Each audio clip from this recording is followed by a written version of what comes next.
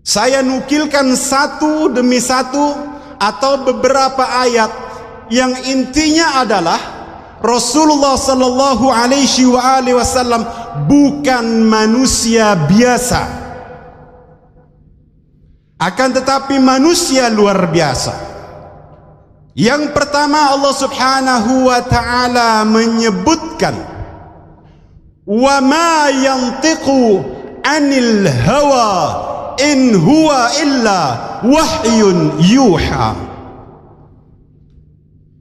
Dan dia tidak berkata-kata dan dia tidak berucap berdasarkan hawa nafsu, akan tetapi ia berucap berdasarkan wahyu dari Allah Subhanahu wa taala.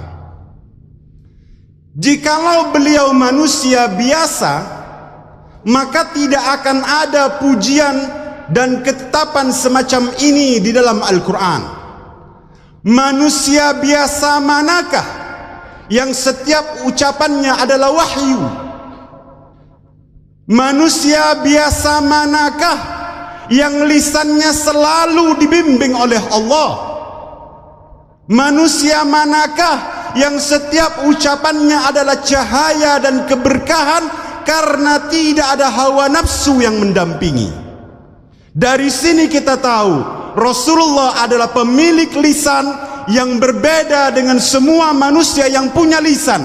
Sebaik-baik lisan yang diatur oleh Tuhannya, disucikan ucapannya, berangkat dari hati yang suci, berangkat dari ruh yang suci, maka itulah pribadi nan agung yang tidak berucap berdasar hawa nafsunya, melainkan berdasarkan wahyu yang Allah turunkan kepadanya. Maka menjadi batallah anggapan bahwa Muhammad manusia biasa. Itu adalah pernyataan yang tidak bisa dipertanggungjawabkan, karena tidak ada satupun ayat dalam Al-Quran yang mengatakan Muhammad manusia biasa. Berapa banyak di antara kita kalau berbicara berdasarkan hawa nafsu? Bukankah kebohongan hawa nafsu dari lisan ia muncul? Bukankah kesombongan itu hawa nafsu dari lisan ia muncul? Bukankah rayuan dan tipuan itu adalah nafsu dari lisan ia muncul?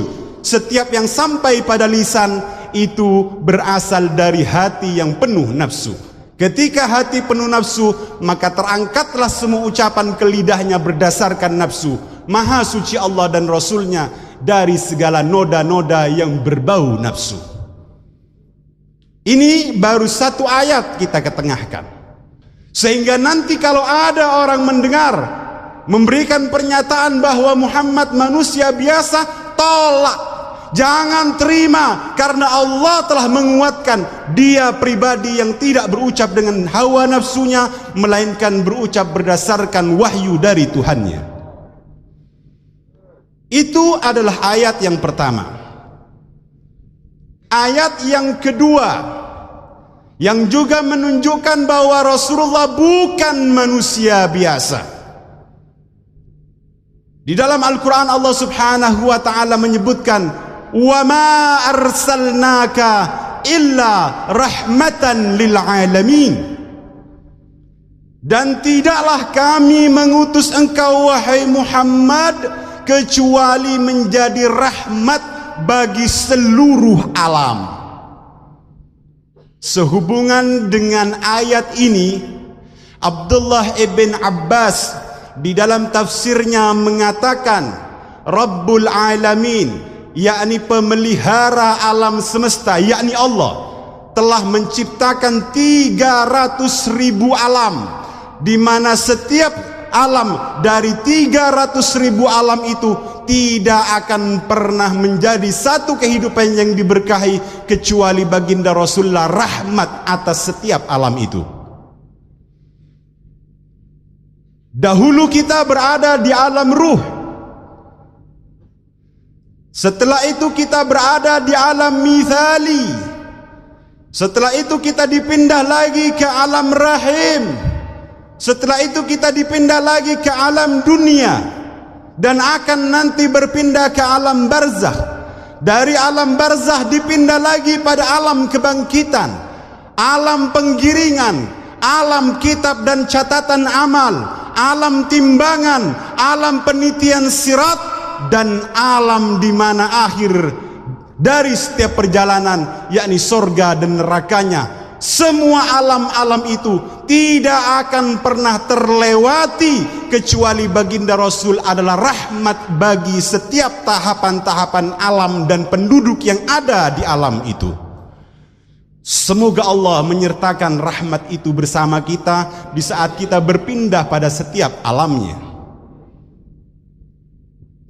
Maka di sini kita bisa ambil kesimpulan, jikalau Rasulullah adalah rahmat bagi seluruh alam, adakah manusia biasa yang memiliki satu kedudukan semacam ini? Allah sendiri mengatakan di dalam firman-Nya nan suci, dan tidaklah kami utus engkau hai Muhammad kecuali menjadi rahmat bagi segenap alam, baik alam zahir ataupun alam batin. Maka disinilah setiap manusia yang biasa akan memerlukan manusia yang luar biasa. Setiap manusia yang biasa akan memerlukan utusan Tuhan nan agung ini, sehingga kehadirannya pada setiap alam adalah menunjukkan bahwa tidak pernah ada manusia sehebat dan seagung Rasulullah sallallahu alaihi wasallam. Ayat kedua menegaskan bahwa Rasulullah bukan manusia biasa.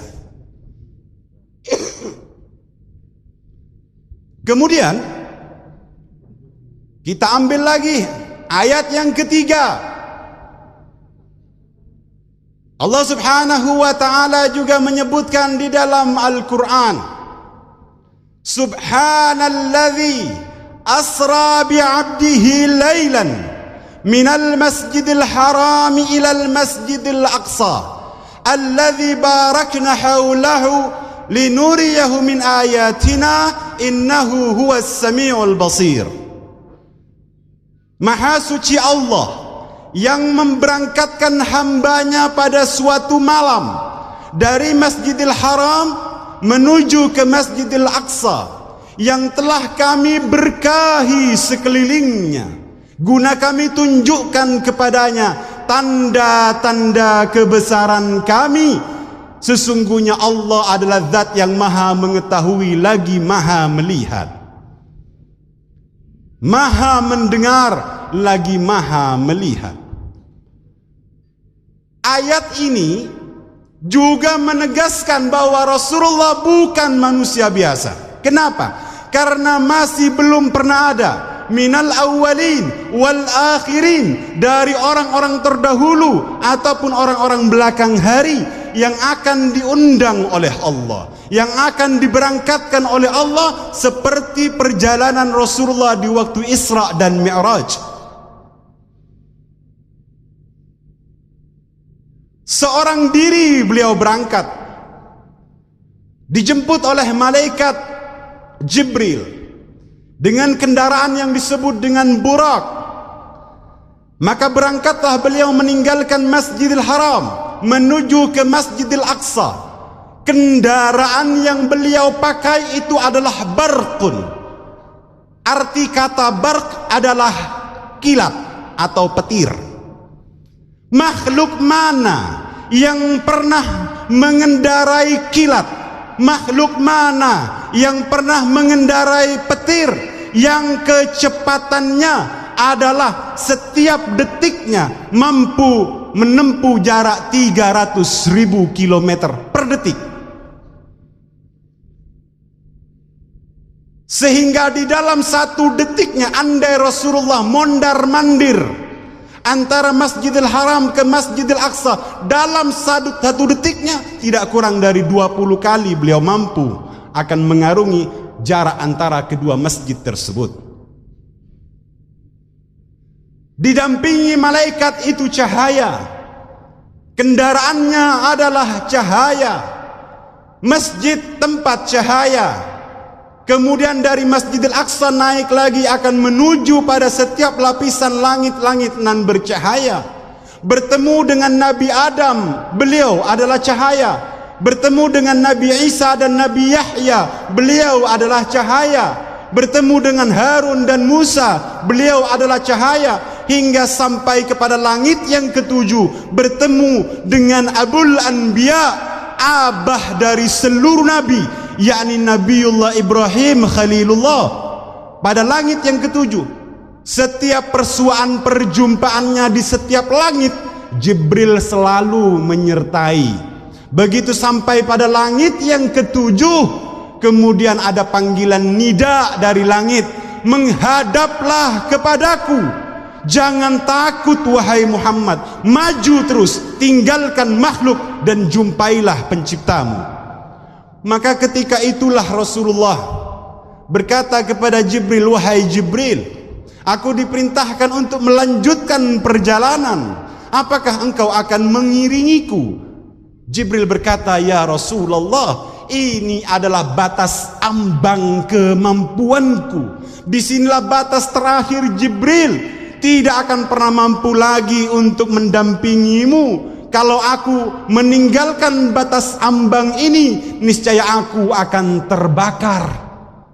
Maka disitulah Rasulullah ditinggalkan oleh Jibril, berangkat seorang diri tanpa ditemani siapapun. Ini yang dikatakan perjumpaan kekasih dengan kekasihnya. Ayat ini memang menceritakan tentang Isra dan Mi'raj. Akan tetapi kesimpulan yang ingin saya sampaikan, justru ayat ini menunjukkan kepada kita kalau Rasulullah itu bukan manusia biasa. Sebab kalau Rasulullah manusia biasa, apa sulitnya kalau kita berangkat Isra dan Mi'raj juga seperti Rasulullah? Lantas siapakah yang pernah menjalankan Isra dan Mi'raj di antara kita? Jangankan kita, nabi-nabi saja belum pernah punya kesempatan yang sama dengan baginda Rasulullah. Maka gugur, batal pernyataan yang mengatakan bahwa Muhammad manusia biasa. Kita nukil lagi di dalam Al-Quran. Allah subhanahu wa ta'ala juga menyebutkan, Innallaha wa malaikatahu yusalluna 'alan nabi ya ayyuhalladzina amanu sallu 'alaihi wa sallimu taslima. Sesungguhnya Allah beserta para malaikatnya mengucapkan salawat atas diri Nabi.